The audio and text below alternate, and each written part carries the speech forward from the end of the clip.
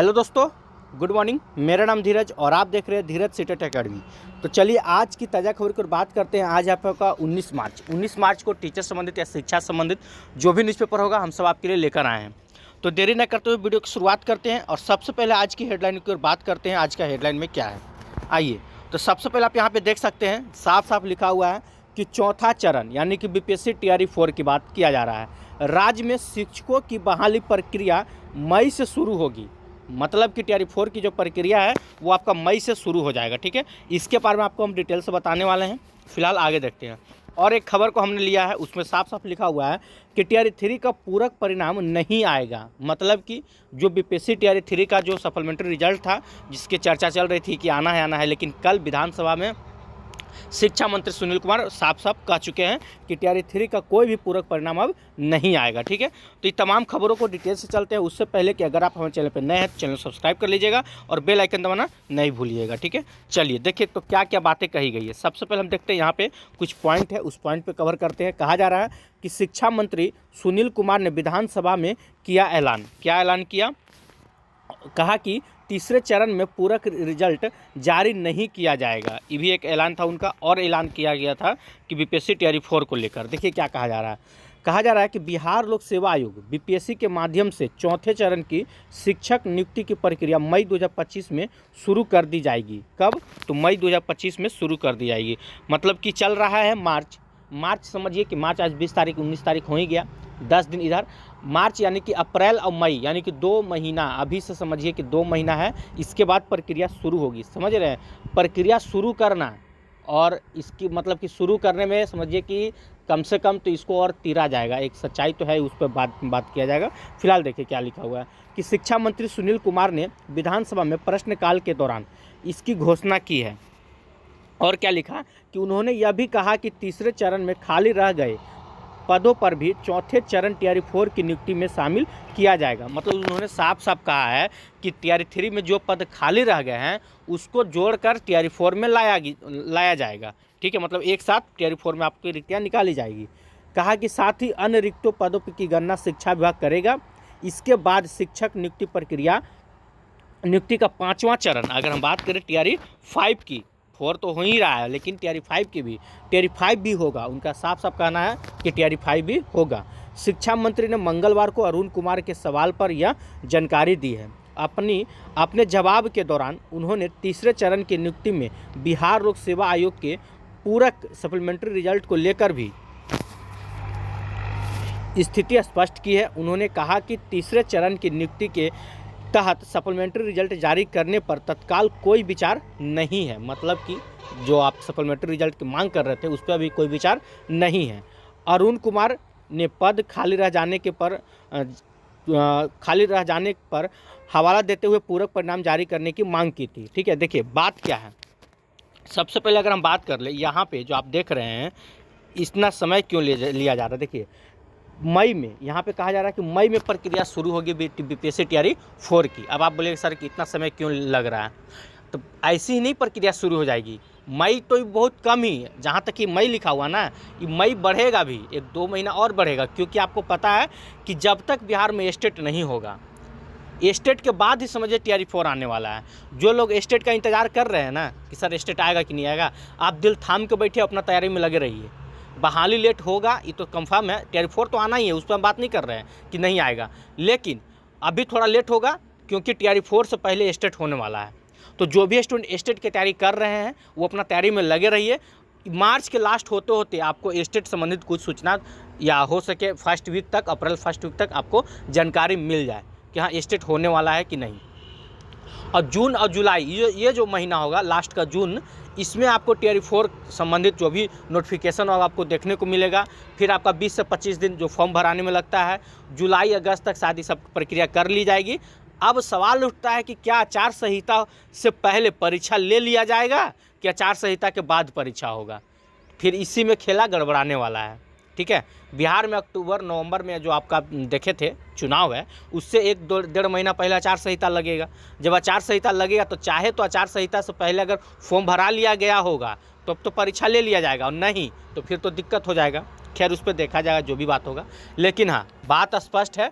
अब इतना लेट हो रहा है तो इसमें ये भी बात एक सामने आ रही है कि स्टेट, जो भी स्टूडेंट स्टेट का तैयारी कर रहे हैं वो अपने तैयारी को थोड़ा जोर दें, क्योंकि बहुत जल्द स्टेट का नोटिफिकेशन आप लोग के सामने आने वाला है। ठीक है, लगे रहिएगा। चलिए अब बाकी बीपीएससी तैयारी 4 के लिए हम इतना ही कहेंगे, तो अपना तैयारी में लगे रहिए। बाकी तो हम अपना जो भी आप 6 to 8 के या 9 10th के स्टूडेंट हैं, हमारे यूट्यूब पे भी चलाया जा रहा है, उसमें भी आप जाके उसको देख सकते हैं। ठीक है, सारा चीज़ आप लोग का होता है। चलिए आगे देखिए, और यहाँ पे देखिए क्या कहा जा रहा है कि टीआरई 3 का पूरक परिणाम नहीं आएगा। इसके ऊपर भी एक बात कहा गया है, इसको भी थोड़ा गौर करते हैं। कहा जा रहा है कि बिहार लोक सेवा आयोग द्वारा टीआरई 3 के तहत कोई पूरक परिणाम नहीं आएगा। शिक्षा मंत्री सुनील कुमार ने प्रश्नकाल के दौरान अरुण शंकर प्रसाद द्वारा लाए गए प्रश्न के जवाब में यह जानकारी दी है कि शिक्षा मंत्री ने कहा कि टीआरई 4 में, ठीक है, मई में संभावित है, मतलब टीआरई 4 जो मई में आना संभावित है। टीआरई के तहत जो सीटें रिक्त रह गई है वह टीआरई 4 में जोड़ दी जाएगी। तो अब यही बात आ रहा है कि टीआरई 3 में जो सप्लीमेंट्री रिजल्ट ना देकर जो भी सीट बच गया है, जैसे कि आपको पता होगा, कम से कम अगर सीट की बात करें तो 30,000 सीट, या कम से कम तो 25,000 लेके चलिए। कितनों कम होगा तो 25,000 प्लस होगा। 25,000 सीट जो है टीआरई 3 का बचा हुआ है, ये 25,000 जो सीट है उसको टीआरई 4 में जोड़ दिया जाएगा, साफ साफ कहना है। ठीक है, यहाँ देख सकते हैं कि टीआरई 4 में जोड़ दिए जाएंगे। शिक्षा मंत्री ने कहा कि पूरक परिणाम इसलिए नहीं जारी किया जाएगा क्योंकि, अब क्यों नहीं किया जाएगा इस शिक्षा मंत्री के अनुसार है।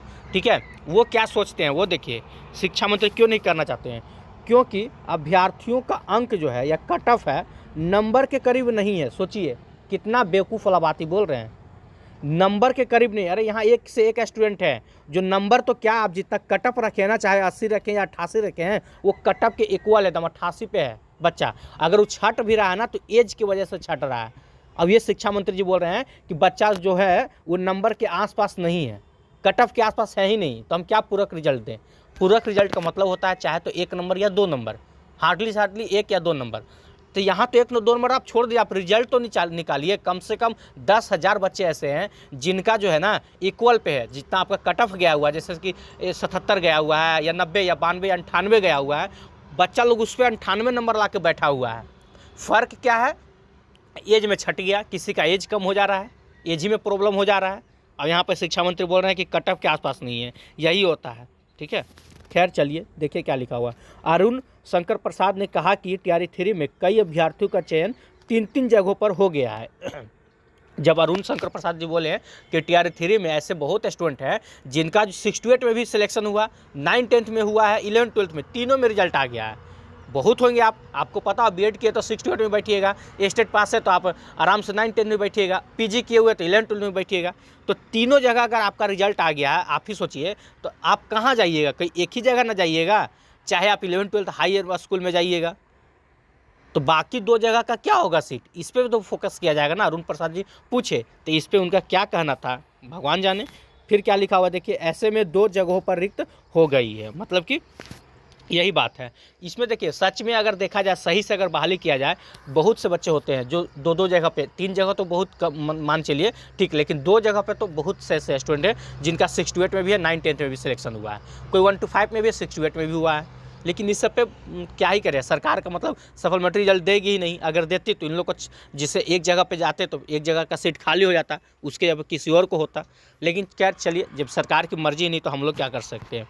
अब बात यही है कि टीआरई 4 आप लोग का मई में आने वाला है। ठीक है, तो उसका तैयारी एकदम जोरों शोर से कीजिए। समझ लीजिए कि मई में आ गया है, आने वाला नहीं, आप समझिए कि आपका मई में परीक्षा है। आप उसके लिए अभी से 1.5-2 महीना आपका समय है, आप क्या कीजिएगा वो सोचिए।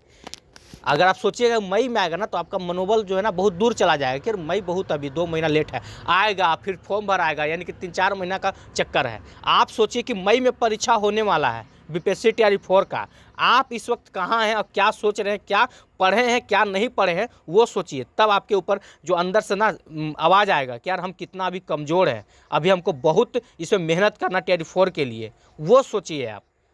ठीक है, सोच लीजिए कि मई में आपका परीक्षा है, कोई भी डेट ले लीजिए ना, 21 मई को आपका परीक्षा है, जैसे पिछले बार हुआ था 19 मई को आपको परीक्षा है। आप क्या कीजिएगा, आपके पास मात्र 2 ही महीना समय बचा हुआ है, मार्च अप्रैल मई, बस सोच लीजिए 2 महीना में आप क्या क्या कर सकते हैं।